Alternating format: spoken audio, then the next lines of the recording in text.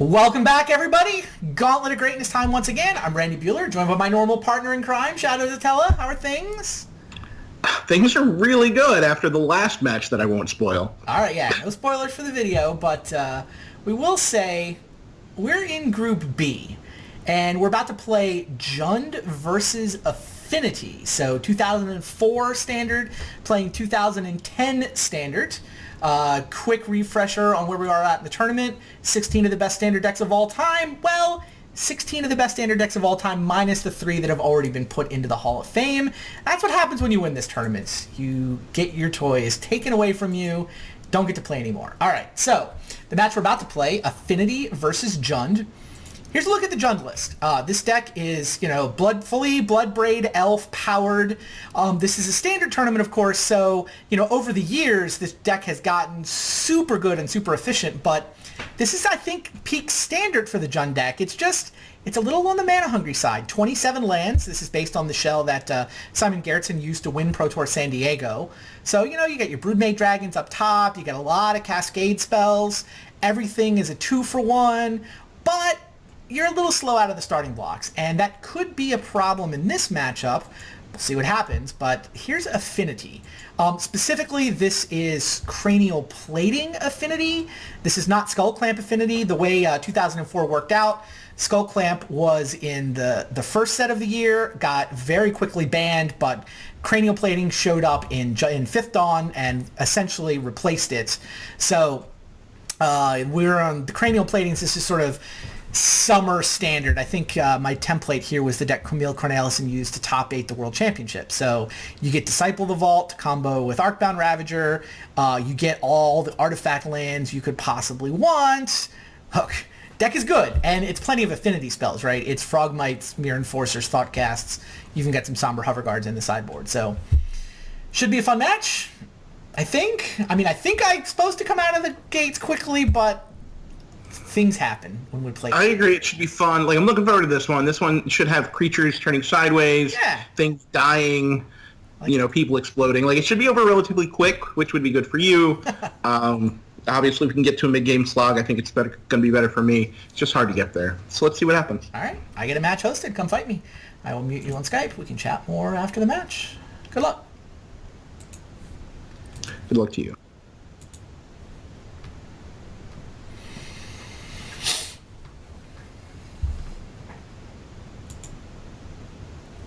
Here we go. 2004 versus 2010. Chat says these two decks deserve each other. Funny.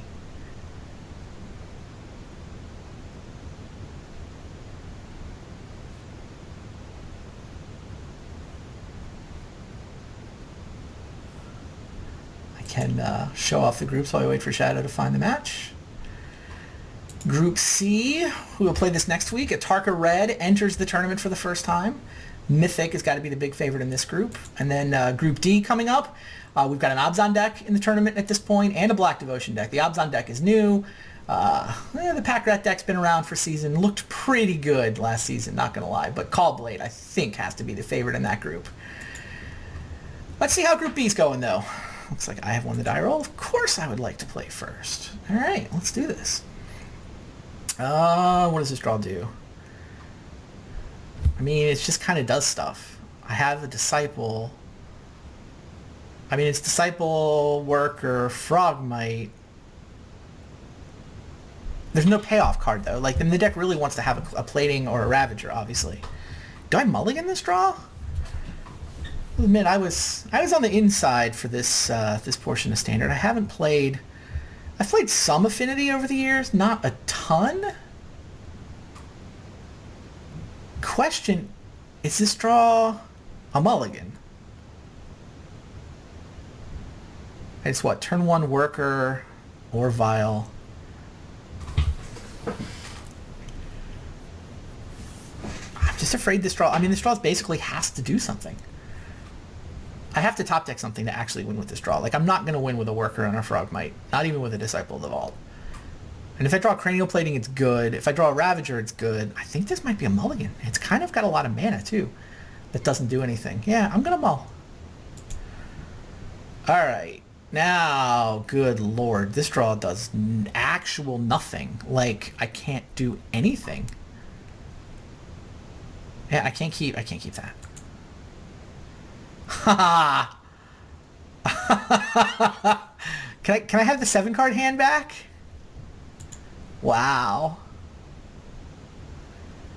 Oh, jeez. Is that a keeper? My scry card is an Arcbound worker?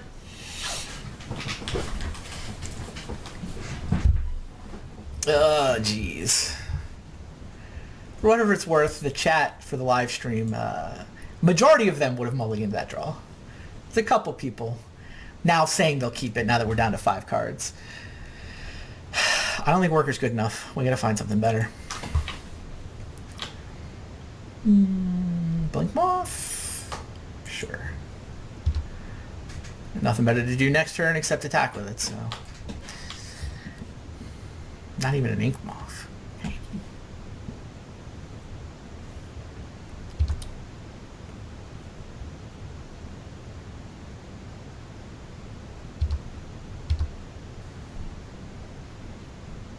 I assume that's better than attacking with Blink Moth. We pushed the worker too, by the way. There was a worker under the worker.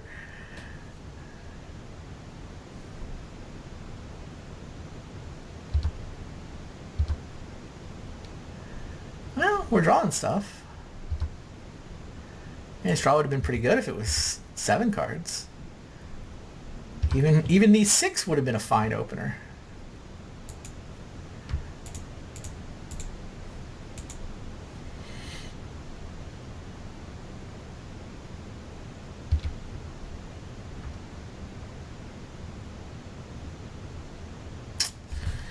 All right. So I can eat the worker.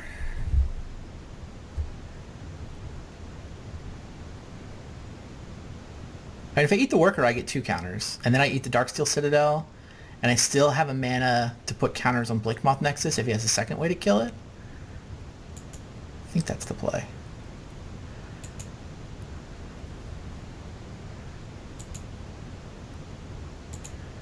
Yes, use the work.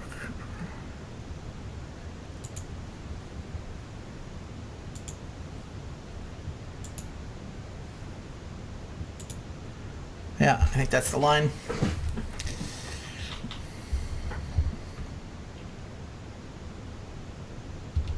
Wow, his turn 3 play is a Rampant Growth? We got a shot at this one.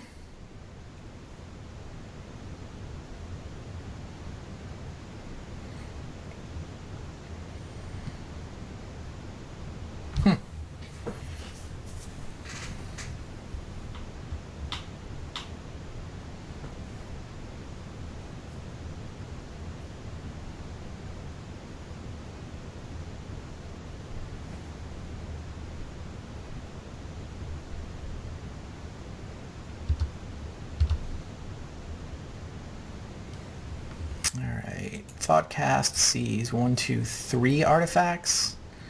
If I activate the Blink Moth, then it's 4. It's probably worth it, right?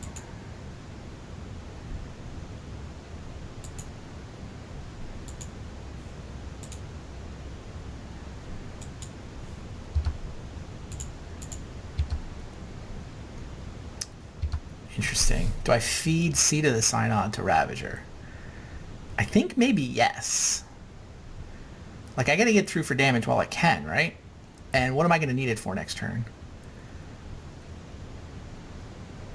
I'm gonna have a Great Furnace. So I'm at like 1, again, I'm at that 3, maybe 4. I'm probably playing around. Yeah, I think I eat the Seed.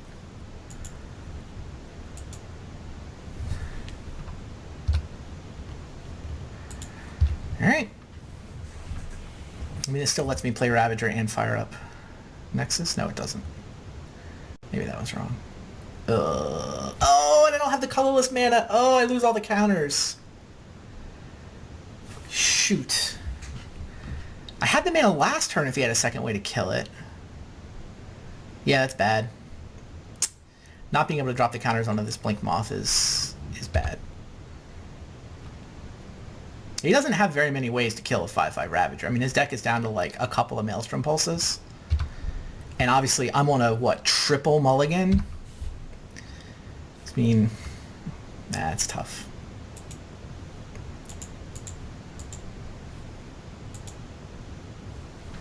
I don't know. Does that make eating the land wrong? Does that make... It would have been really hard. So the only way I can have a mana up is if I don't attack with the Nexus.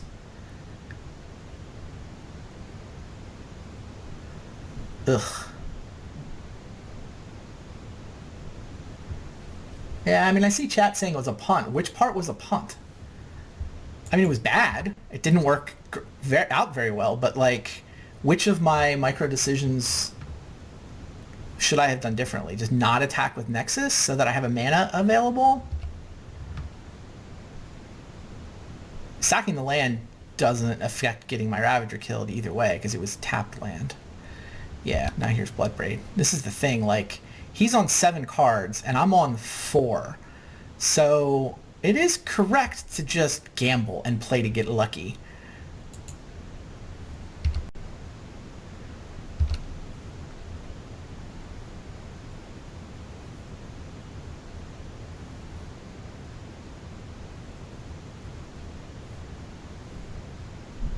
Note that Lightning Bolt wouldn't have killed that Ravager after I ate the stuff because he bolted on his turn, and then I had a mana then. If he'd had a second Lightning Bolt, I would have been able to drop the counters on the Nexus. Yeah, I mean, if I was Psychic, my play would have been don't attack with Nexus. I would have just had it sitting there as an artifact creatures for the mana discount on Thoughtcast. I could have just not attacked with it. And then when he goes to Maelstrom Pulse my Ravager, I can turn it into a creature and then dump all the Ravager counters onto it. Maybe that 1 point of attack was not worth opening up Maelstrom Pulse. Does he even have that many Maelstrom Pulses? How many Maelstrom Pulses did I play into? 3. Maybe that's damage. Maybe that point of damage wasn't worth it. Meanwhile, he's got a Garruk. He's got 2 cards left. I mean, I can trade with Bloodbraid Elf and drop counters onto Blink Moth.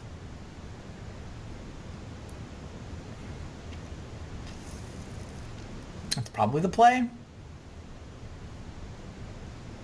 Wait, is it?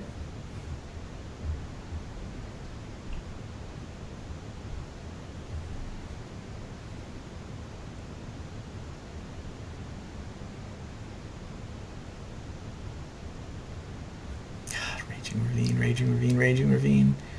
He's not hurting for creatures. I don't think I can afford to trade my Ravager at this point. Well, another thing that I can eat with a Ravager, or I can hope to draw the Disciple.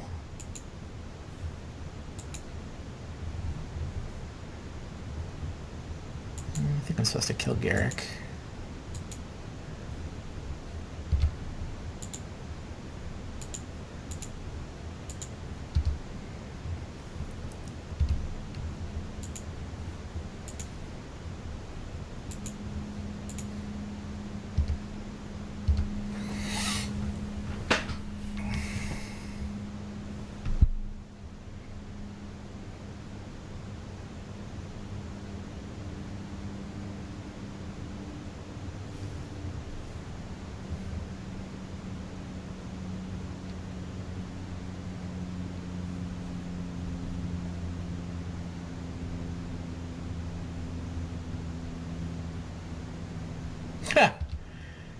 Yeah.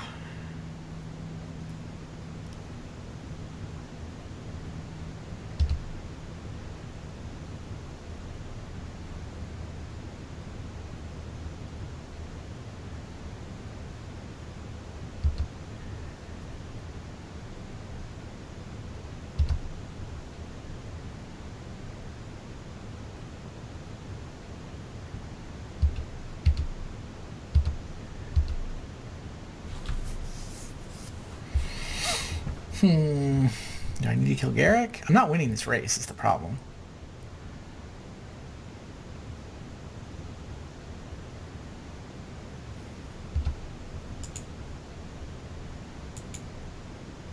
I think I have to just start damaging him.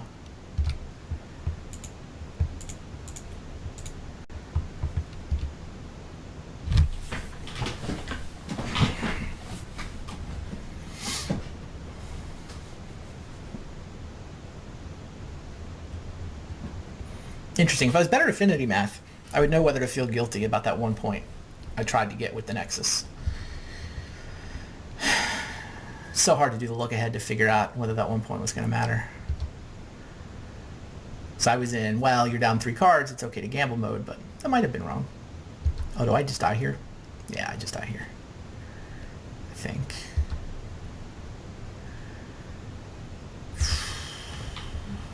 So that's 14, and I can eat that for 2, 5, 6. Well, I may as well do the math. Guess I did need to kill Garrick, huh?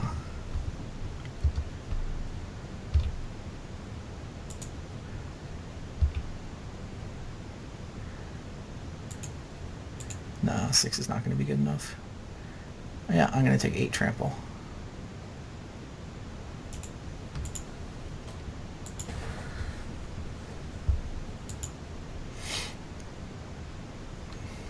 Interesting. All right, it's hard to win when you mulligan to 4. Noted. What do I want against him? 2 to a creature is not good. Mirror Retriever is okay. Pyroclasm does not seem good against him. His stuff is all bigger than that. Flying seems okay until he gets to Broodmate Dragon. What are the cards in my main deck that are bad, though?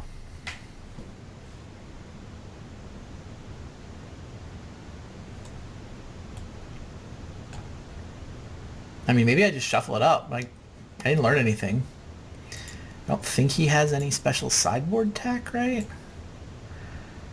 He gets another Maelstrom Pulse.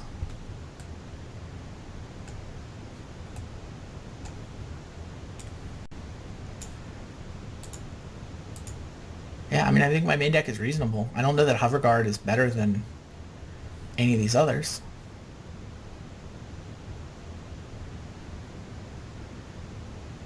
I mean, I could have a one of Miser Shrapnel Blast. I could have a Mirror Retriever, but what am I taking out? Like, my base deck's pretty good. So let's just run it.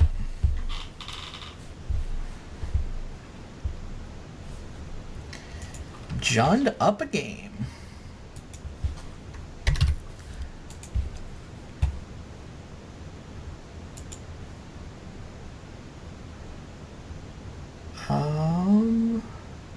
Metro doesn't do anything on the first turn. It's pretty good though. Like, it's Disciple Ravager Ravager. There's just no black mana for the Disciple. Turn 2 is Ravager but not Frogmite. But then, yeah, I think that's a keeper.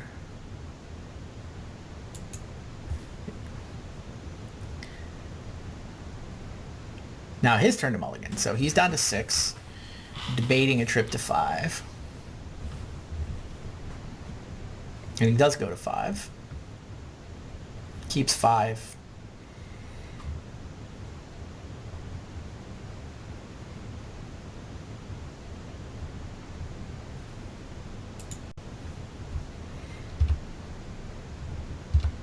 Not the most explosive turn 1 in the history of Affinity, not gonna lie.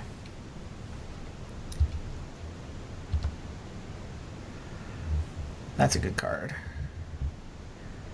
So Disciple here doesn't do any good.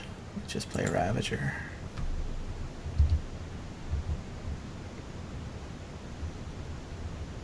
That's annoying. These things happen.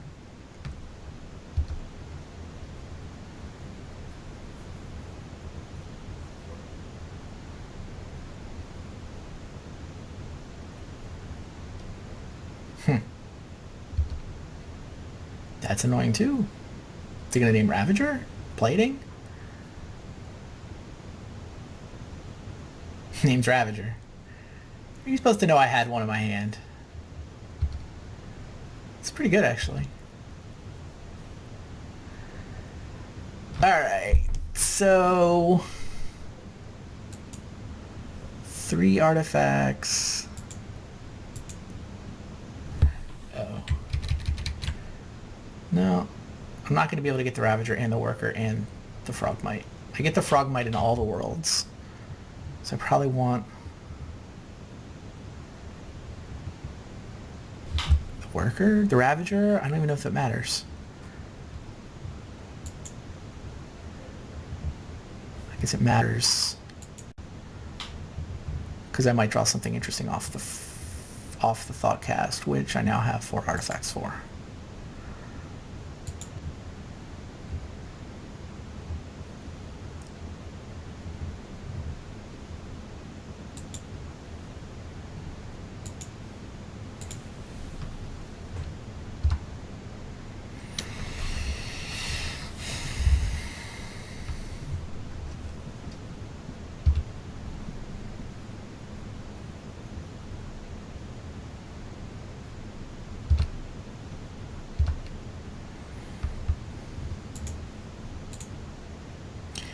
Cards, please. None of those make red mana, and none of those are cranial plating.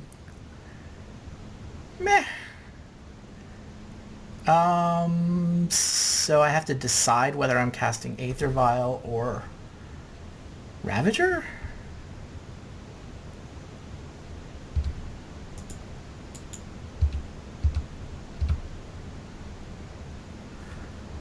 Obviously I want the Frogmite.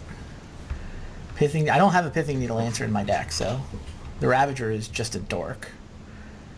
It kind of makes me think trying to get Atog out to combo with Disciple is just more valuable.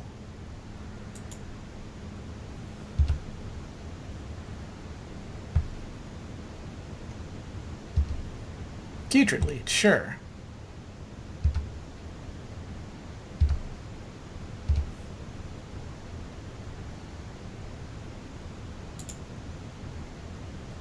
A flying creature.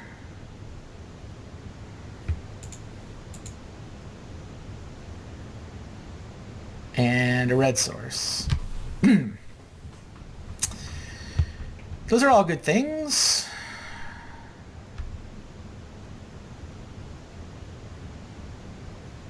So is this just attack, attack, attack? Because if he blocks Arcbound Worker, I'm okay.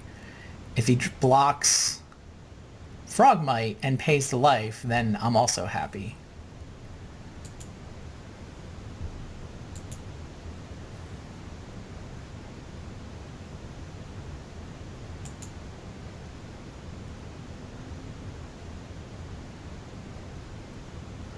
I guess the thing that's annoying, if he makes me spend mana...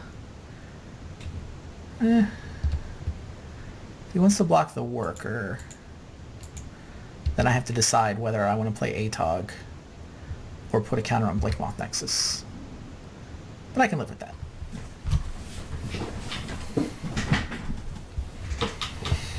Yep. Alright, so I can play the Atog next turn. So if I activate Blinkmoth to pick up this counter, I'm less vulnerable to Maelstrom Pulse. I still get to play Atog next turn, I just don't get to attack with him. But I get to have an Aether Vial in play to eat. So I think that's how I play this.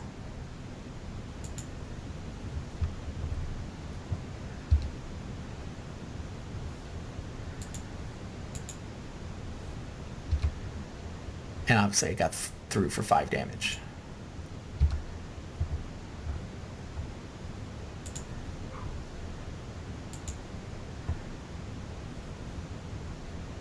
I am not going to pop Chromatic Sphere. I am not going to pop Chromatic Sphere.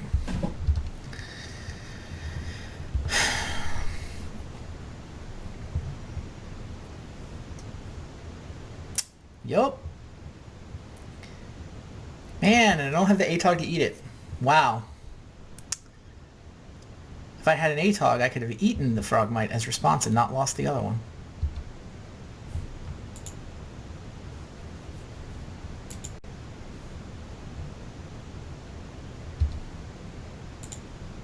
I mean, I'm still feeling fine.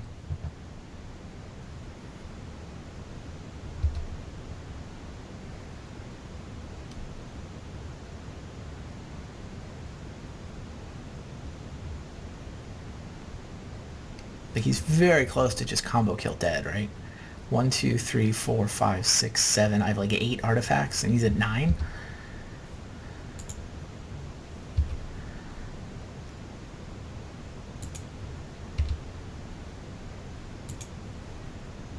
Now he has 9 artifacts.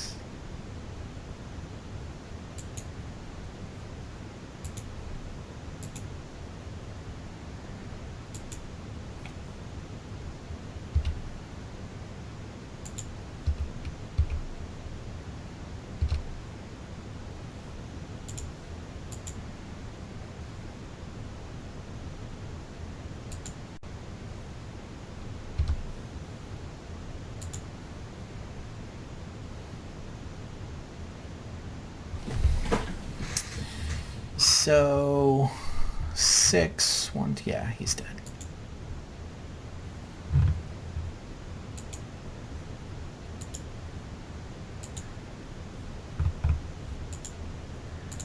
Yeah. Okay, on to game 3. Let's see if we play a game where we don't have both one player mulligan into Oblivion. And let's see if we can win one on the draw. I don't think that game told me anything. I mean, it's not like I have Pithing Needle answers. Pithing Needles just gets to be good against me.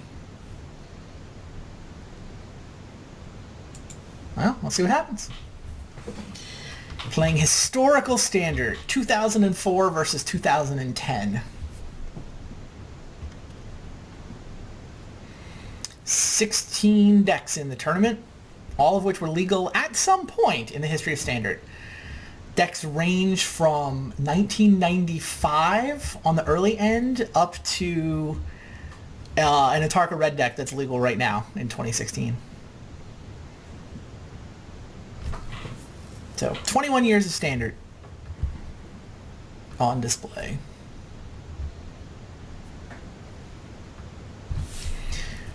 Draw looks pretty good at first glance. Yeah, I mean, it's Aether Vial into Thoughtcasts into Atog. I mean, I'm keeping it. It doesn't have a Ravager or a Plating. I haven't seen a Plating the whole match. But, I mean, multiple Thoughtcasts and an Atog seem plenty good enough. Oh, and he took a mulligan? It'd be a pretty big upset if he pulled it off. Okay, he kept 6. There's a Cranial Plating. Still pretty easy turn 1 Aether Vial.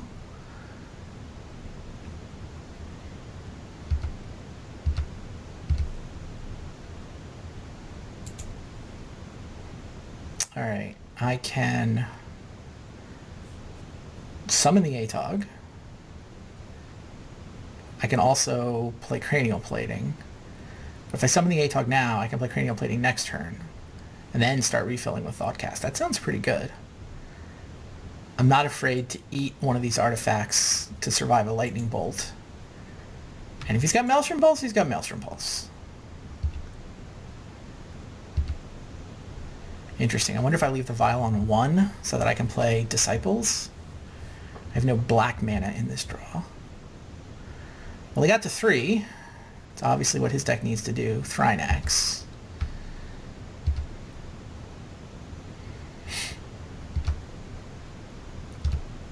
I think I am supposed to leave this on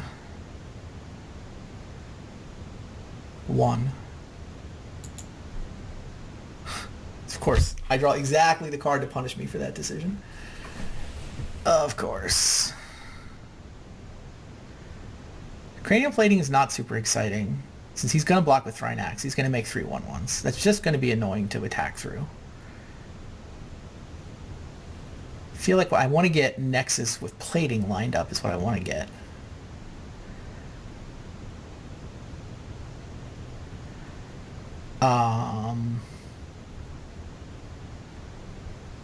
I can go plating, draw 2 with Thoughtcast.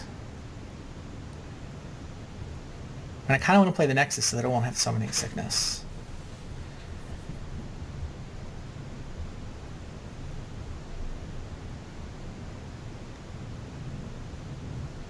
Yeah, I think that's my line.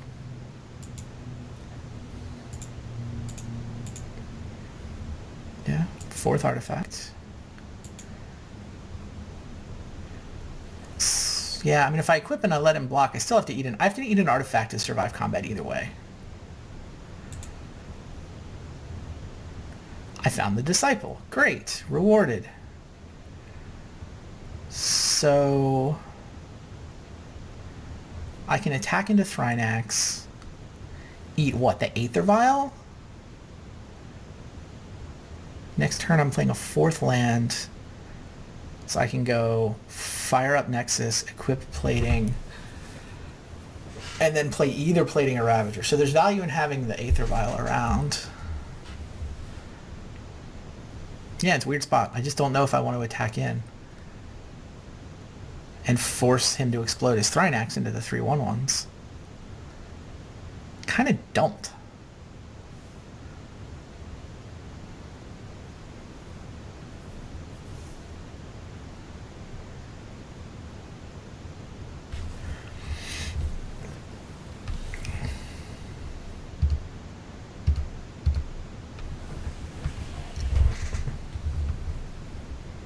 Yeah, I just didn't want to get any of my artifacts there. Of course, this, I mean, having artifacts in play for cranial plating is obviously okay too. I mean, I just don't want to completely depend on this Nexus when it's vulnerable to Lightning Bolt. Sure, I'll take 3. I don't care about that. No problem. Man, now that's way easier. I assume this means he has another attacker. I mean, another blocker, another creature. He's just all Savage Lands? Okay, yeah. Wow, I can hit for a lot in the air now.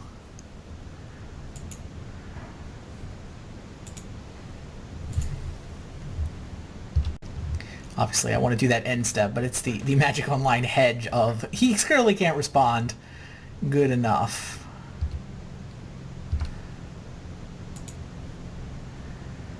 Alright. So I can play a land. I can fire up Blink Moth. It can wear 1 plating, and I'll still have Thoughtcast mana. It cannot wear 2 platings because I'll run out of mana. But I mean, it seems like attacking with 1 and having Sack Outlet Disciples pretty good here. So let's see if we can draw any more free artifact creatures.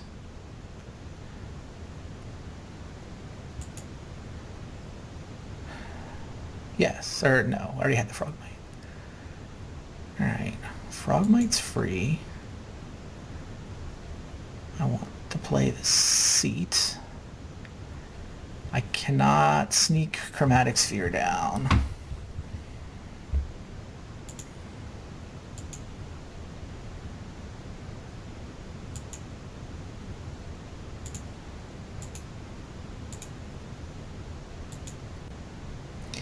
This hits him for 8. Well, it hits him for 9.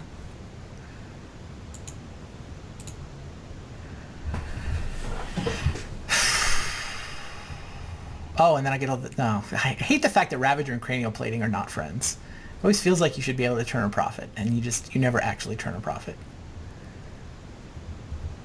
So I have 1, 2, 3, 4, 5, 6, 7... I have 8 artifacts.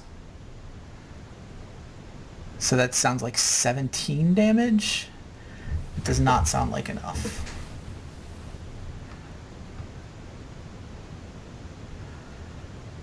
I guess there's still this question of whether I'm attacking with Atog. So if I hit him for 9...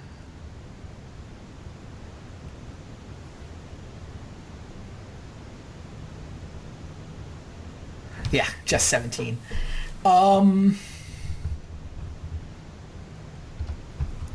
And I'm clearly attacking with the Nexus. The question is whether I'm attacking with the ATOG. If I attack with the ATOG, then I give him the ability to block here and explode Thrinax into 3/1/1s. I fail to see the value of that play.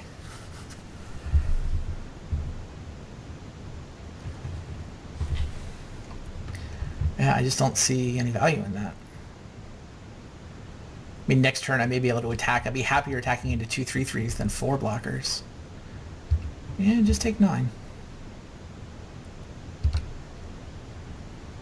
I can't deal 11 yet. I can deal 8, so I guess we're just done.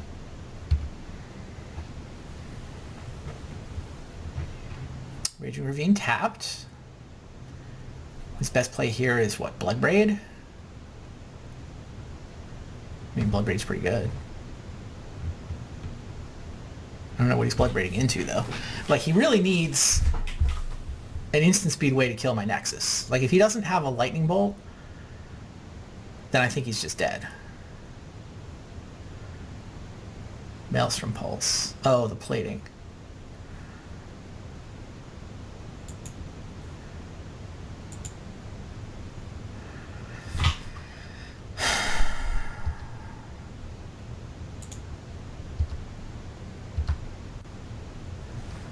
So he thinks that that's good enough. Except we know we have another cranial plating, though he does have Lightning Bolt mana.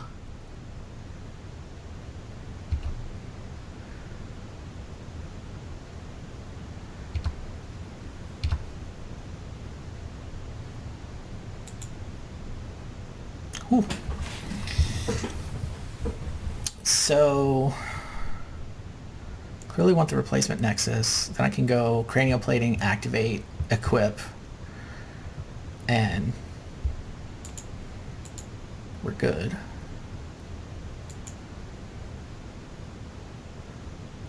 Oh, I think I can beat Lightning Bolt via Arcbound Ravager anyway.